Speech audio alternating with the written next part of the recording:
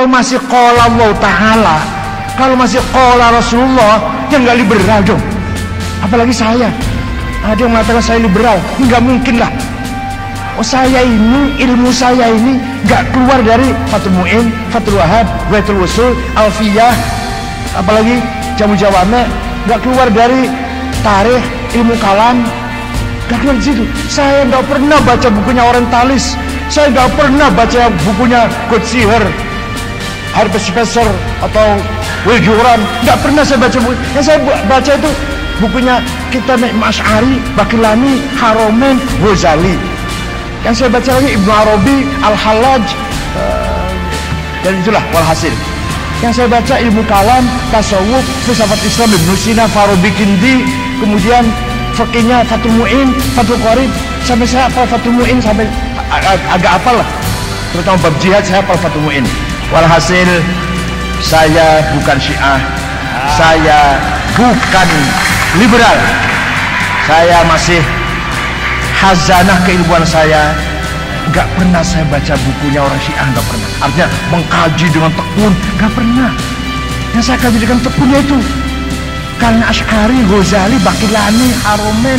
Kalau kita kontemporer ya Dr. Ali Samin Asy'ar, Ahmad Amin.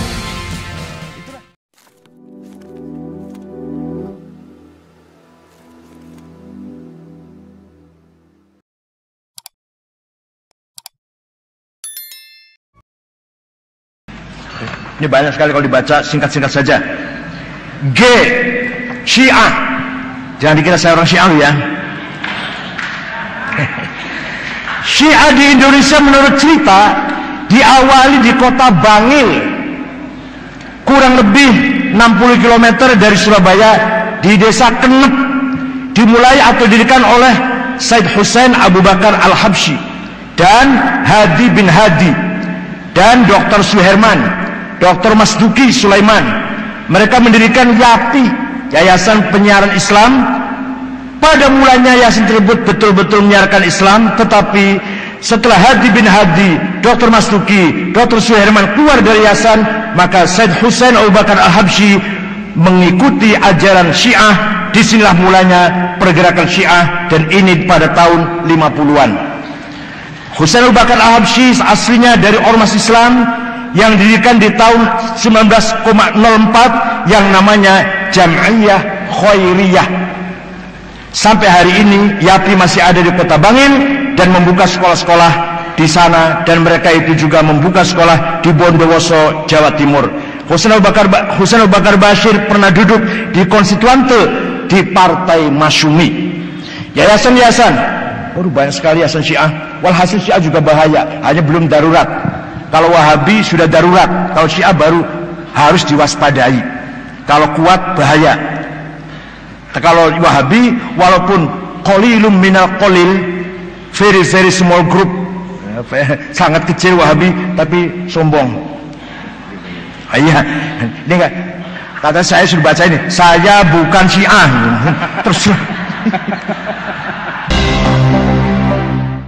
Tangerang, Jogja, Yayasan Fatimah di Batu Ampar, Condet, Yayasan Al-Jawad di Bandung juga, Geger Kalong, IPABI, Ikatan Pemuda Ahlul Bait Indonesia di Bogor, Madinatul Ilmi di Depok, Yayasan Iman di Fatmawati, Jakarta, Yayasan Ilmu Al-Muntadhar di Pekalongan, Ahmad Barogbah. Tokoh-tokoh Syiah, tokoh Syiah di Pekalongan, Ahmad Muhammad Bar, dan banyak sekali nih, banyak sekali tokoh-tokohnya. Pokoknya singkat saja, itu ini apa perlu disebarkan? Ya nanti kopi nanti ya, oke. Walhasil banyak banget ini yayasan-yayasan. Al-Mad Jakarta Utara, Al-Madinah di Bogor, Insan Cipta Prakasa Jakarta, As-Sodiq Jawa Timur, Babul Ilmi Pondok Gede, Az-Zahra Cawang Jakarta, Al-Kazim Al-Baro'ah Tasikmalaya, Yayasan 10 Muharram Bandung, Yayasan As-Salam Majalengka, Yayasan Mukarramah Bandung, Al-Mujtaba Purwakarta, As-Saifik Bandung, Al-Islah Cirebon, Al-Aqidah Tangerang, Darut Takrib Jepara, Al-Amin Semarang, Al-Khairat Jepara, Al-Wahdah Solo, Al-Mawaddah Kendal, Al-Mujtaba Wonosobo, Safinatun Najah Wonosobo, Al-Mahdi Jember, Al-Muhibbin Probolinggo, At-Taqi Pasuruan, Az-Zahra Malang, Yasin Ja'far Shadiq Bondowoso, Al-Yasin Surabaya, Yapisma Malang, Al-Hujjah Jember, Al-Kautsar Malang, Al-Hashim Surabaya, Al-Qaim Probolinggo, Al-Kisah Denpasar, Al-Islah Makassar, Paradigma Makassar, Fikrul Hikmah Makassar, dan seterusnya. Pokoknya itu yayasan-yayasan Syiah. Yang ke H, A, B, C, D, F, G, H, Gerakan Wahabi. Nah ini mulai masuk Wahabi. Gerakan ini sekarang menamakan dirinya Salafi. Karena kalau menamakan Wahabi nggak patah payu, nggak patah laku. Karena mengikuti Muhammad bin Abdul Wahab At-Tamimi. Nah At-Tamimi itu yang membunuh Sayyidina Ali juga Abdurrahman bin Muljam At-Tamimi. Imamnya Wahabi Muhammad bin Abdul Wahab At-Tamimi. Arab dari Malang yang memprovokasi orang-orang ikut ISIS juga namanya Salim bin Mubarak At-Tamimi, yang akunya Abu Jandal, yang menantang Pak Muldoko, Pak Sutarman dan Bansel itu di YouTube ada. Itu Arab lahir Pasuruan, besar di Malang. Salim bin Mubarak At-Tamimi. Sejak dulu At-Tamimi itu kader-kader Khawarij yang sangat militan. Kenapa pindah nama Salafi? Beda dikit. Ini ide muncul dari Syekh Nasiruddin Al-Albani, orang Albania yang juga warga negara Saudi di Madinah, dan Syekh Muqbil Ad-Dammaj, Syekh Muqbil di Yaman. Dua orang ini punya ide jangan Wahabi, Salafi. Kalau Salafi itu artinya langsung ke Syekhul Islam Ibnu Taimiyah. Tapi kalau Wahabi kan Muhammad Abdul Wahab, walaupun tujuannya akhirnya ujungnya sama sih. Tapi kalau Salafi bukan Muhammad Abdul Wahab, tapi ke Syekhul Islam Ibnu Taimiyah. Aliran ini sangat keras sejak didirikannya Akademi Bahasa Arab oleh Universitas Ibnu Saud di Riyadh, Saudi Arabia. Di Jakarta mulai ada lembaga bahasa Arab cabang Muhammad bin Saud, yaitu tahun 80-an. Pimpinannya adalah Abdul Aziz Ammar. Beliau menjadi direktur lembaga bahasa Arab di Jakarta, masih bujangan. Kemudian dapat istri Arab Bogor. Melalui Abdul Aziz Ammar inilah berdirilah beberapa yayasan-yayasan yang menyebarkan ajaran-ajaran Wahabi. Pertama, Yayasan As-Sofwah. Ini kantornya di Lenteng Agung, belakangnya Ciganjur 1 km. Ketuanya namanya Abdurrahman, pernah dipenjara 1,5 tahun terlibat ngebom hotel Atrium zaman Habibie presiden itu. As-Sofwah juga punya hubungan yayasan dengan Yayasan Al-Haramain, juga hubungan dengan Ihya It-Turath di Kuwait, juga hubungan dengan International Islamic Relief Organization dan Rabithah Alam Al-Islami. Yang kedua, Yayasan Al-Huda di Cimanglit, Bogor. Pendirinya namanya Takdir Syamsuddin Ali, lulusan Libya. Ini juga hubungan dengan tadi itu, dengan International Islamic Relief Organization.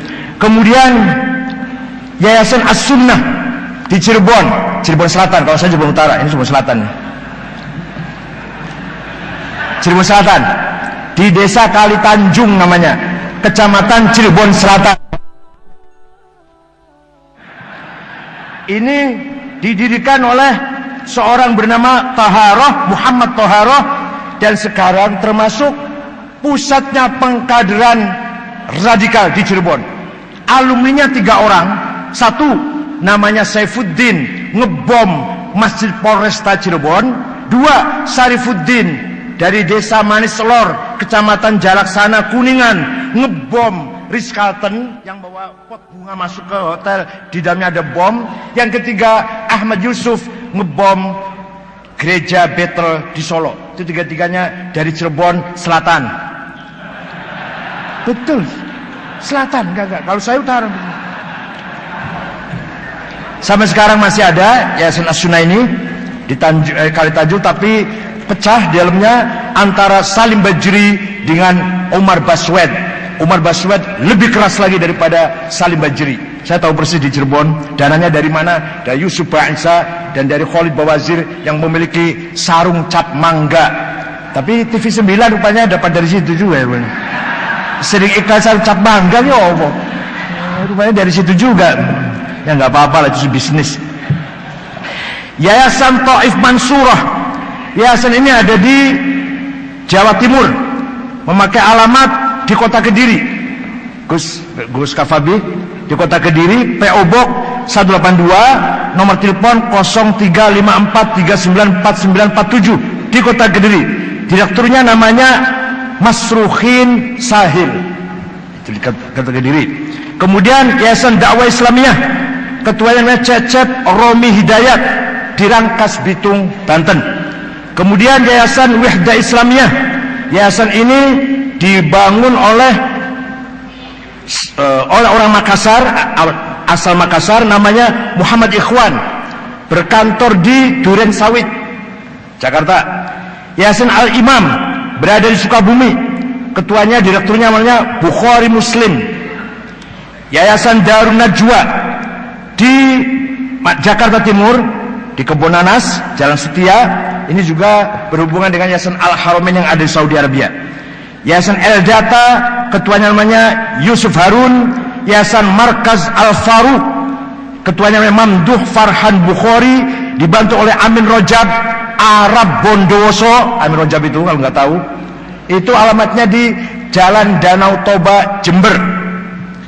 Itu barangkali yayasan-yayasan Wahabi yang harus kita ketahui. Tapi sekarang akhir-akhir ini beberapa yayasan yang saya sebut tadi sudah mulai di internalnya sendiri sudah mulai konflik. Jadi kalau kelompok radikal itu nanti salah satu anggotanya ada yang sedikit aja kendor, langsung pecah. Sejak dulu begitu, Khawarij langsung pecah jadi 20. Karena kalau sedikit aja ada yang beda pendapat, langsung mendirikan organisasi sendiri. Kata Al-Asfariyah, pokoknya bukan Khawarij itu kafir, kufrul aqidah. Perempuannya, anak-anaknya boleh jadikan budak. Kata An-Najadat, tidak, kafir kufron nikmah. Anak-anak kecilnya dan perempuannya tidak boleh dijadikan budak, tidak boleh menjadi rampasan perang. Itulah, pokoknya kalau kelompok ekstrim pasti mudah pecah. Tapi kalau kelompok moderat, insya Allah semakin solid, insya Allah. Kecuali yang tidak mau solid. Ya, jaringan-jaringan Wahabi ini sangat banyak sekali. Semua data-datanya ada sama saya. Bahkan ada yang memiliki sampai ratusan hektar kebun sawit yang sangat menghasilkan, produktif, membiayai gerakan-gerakan mereka itu. Ini ada yang kebun sawit, ada yang punya kilang sumur-sumur minyak juga, ada yang punya koperasi sangat kuat, dananya dari Kuwait, dari kedutaan Kuwait, dibangun pada Agustus tahun 2001 dengan dana yang sangat luar biasa. Walhasil inilah ghair nahdiyin.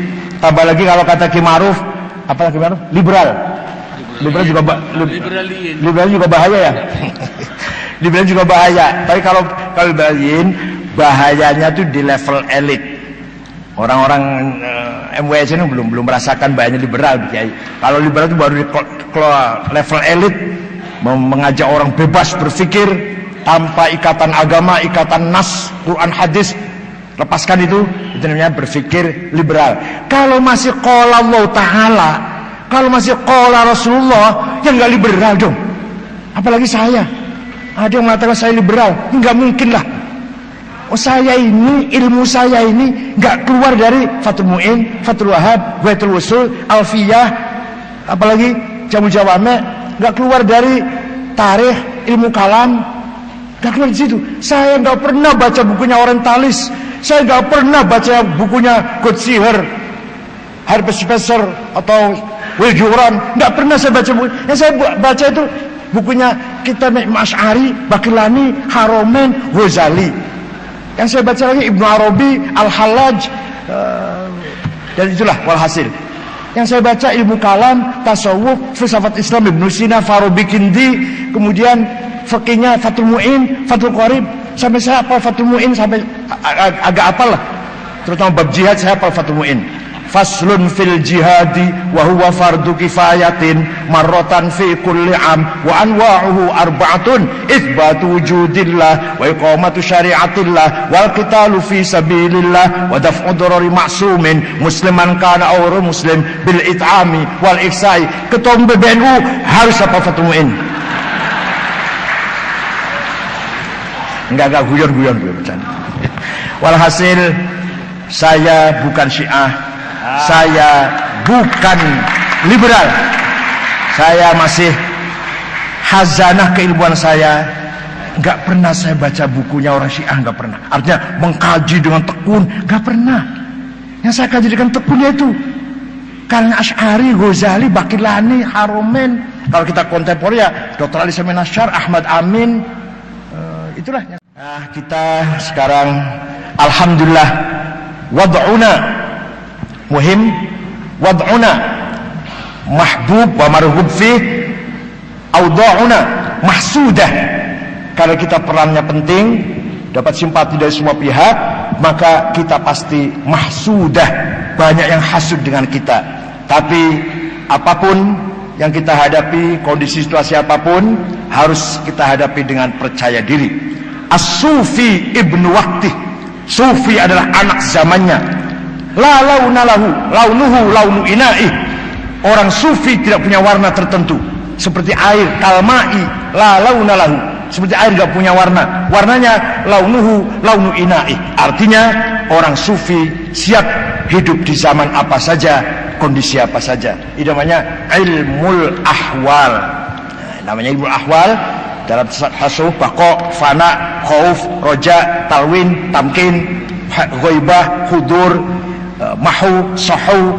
Itu kita praktekkan dalam keseharian masyarakat kita. Maka orang sufi atau kita semua harus memahami kondisi yang ada, dan kita mampu hidup di dalam kondisi dan situasi apapun. Syukran wa dumtum fil khairi wal barakati wan najah, wallahu muwaffiq lit thariq. Wassalamualaikum warahmatullahi wabarakatuh. Waalaikumsalam warahmatullahi wabarakatuh.